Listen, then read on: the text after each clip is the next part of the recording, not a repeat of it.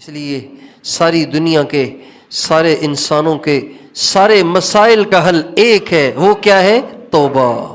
اللہ پکار پکار کے کہہ رہے ہیں وَتُوبُوا إِلَى اللَّهِ جَمِيعًا أَيُّهَا الْمُؤْمِنُونَ، اے ایمان والو کہاں جا رہے ہو؟ واپس آ جاؤ۔ توبہ کا معنی ہے واپس آنا، توبہ کرو۔ یا ایھا الذین آمنوا توبوا الی اللہ، توبوا الی اللہ توبۃ نصوحا، اے ایمان والو سب کے سب سچی پکی توبہ کرو۔ جب تم توبہ کرو گے، پچھلے گناہوں کی مجھ سے معافی مانگو گے تو میں کیا کروں گا؟ استغفروا ربکم انہ کان غفارا یرسل السماء علیکم مدرارا ویمددکم باموال وبنین ویجعل لکم جنات ویجعل لکم انہارا ما لکم لا ترجون للہ وقارا وقد خلقکم اطوارا۔ بڑا درد ہے ان آخری دو آیتوں میں۔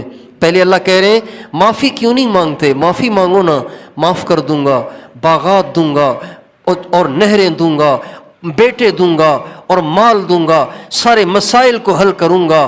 ما لکم لا ترجون للہ وقارا، تمہیں کیا ہو گیا ہے کہ میری بات کی تمہارے یہاں کوئی ویلیو ہی نہیں ہے؟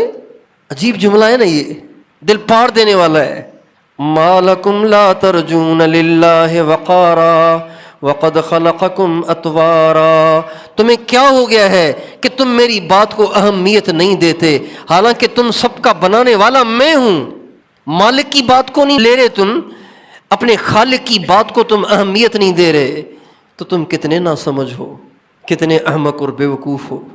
ما لکم لا ترجون للہ وقارا وقد خلقکم اطوارا ألم تروا كيف خلق الله 7 سماوات طباقا وجعل القمر فيهن نورا وجعل الشمس سراجا والله أنبتكم من الأرض نباتا ثم يعيدكم فيها فيخرجكم إخراجا۔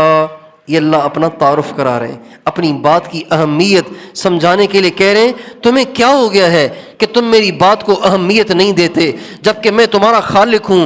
دیکھتے نہیں ہو میں نے کتنے بڑے آسمان بنائے، سورج بنائے، سورج بنایا، چاند بنایا، ستارے بنائے، ساری دھرتی کو بنایا اور تمہیں مٹی سے بنایا، اتنا بڑا ہوں میں، پھر بھی تم میری بات کو اہمیت نہیں دیتے۔ پھر جب اگلا مان نہ رہا ہو نا تو پہلے انسان اپنا تعارف کراتا ہے۔ جب اگلا مان نہ رہا ہو تو انسان پہلے اپنا تعارف کراتا ہے۔ ہمارے ہاں ایک جماعت چل رہی تھی، اس جماعت کی بہت پٹائی کی ایک علاقے والوں نے۔ اس جماعت میں آرمی کا افسر بھی تھا، پولیس آ گئی تو پولیس نے کارروائی کرنا چاہی، لیکن یہ تبلیغ والے کہتے ہیں بھئی جو ہمارے ساتھ جو بھی کرے ہماری طرف سے تو معاف ہے، بس 4 مہینے لگا لے، ہمارے ساتھ جو بھی کرو سب معاف، 4 مہینے لگا لو۔ کمال ہے۔ تو جماعت کی ہوئی پٹائی، اس میں آرمی کا افسر بھی تھا، پولیس نے کارروائی کرنا چاہی تو جماعت کے ساتھی نے اپنا کارڈ نکال کے دکھایا تو ایک دم اس نے سلوٹ مارا۔ جب اگلا مان نہ رہا ہو تو پھر اپنا تعارف کرانا پڑتا ہے۔ اللہ تعالیٰ فرماتے ہیں ما لکم لا ترجون للہ وقارا وقد خلقکم اطوارا۔ اب یہاں سے تعارف شروع ہو رہا ہے، مان نہیں رہے نا، اب آگے تعارف شروع ہو رہا ہے۔ پھر جب تعارف سے بھی نہ مانے تو اپنے احسان یاد دلائے جاتے ہیں، اپنے احسان یاد دلائے جاتے ہیں۔ واللہ جعل لکم الارض بساطا لتسلکوا منہا سبلا فجاجا۔ وہی تو ہوں میں جنہوں نے تمہارے لیے زمین کو بچھونا بنایا، تمہارے لیے راستے بنائے، ان راستوں پہ چل کے تم زندگیاں گزارتے ہو، یہ میں وہی تو ہوں۔ اب بھی نہیں مانتے میری تم؟ سبحان اللہ۔ کاش ہم قرآن پڑھتے ہیں وظیفہ سمجھ کے، قرآن کو اللہ کا خط سمجھ کے نہیں پڑھتے۔ اللہ کا خط ہے، اللہ کا کلام ہے، اللہ کی باتیں ہیں، یہ سمجھ کے نہیں پڑھتے۔ اللہ کیا کہہ رہا ہے؟ قرآن پڑھا کریں روزانہ، فر 2 سپارے پڑھنے سے بہتر ہے سوچ کے 2 رکوع پڑھ لیا کریں اور سمجھا کریں میرا رب مجھ سے کیا کہہ رہا ہے۔ ٹھکا ٹھک 2 پارے پڑھنے سے بہتر ہے کہ آپ 2 رکوع پڑھ لیں۔ حافظوں کو نہیں کہہ رہا ہوں، غیر حافظوں کو کہہ رہا ہوں۔ حافظوں کے لیے تو اپنی منزل پڑھنا ضروری ہے، چاہے فرفری پڑھیں تاکہ بھول نہ جائے۔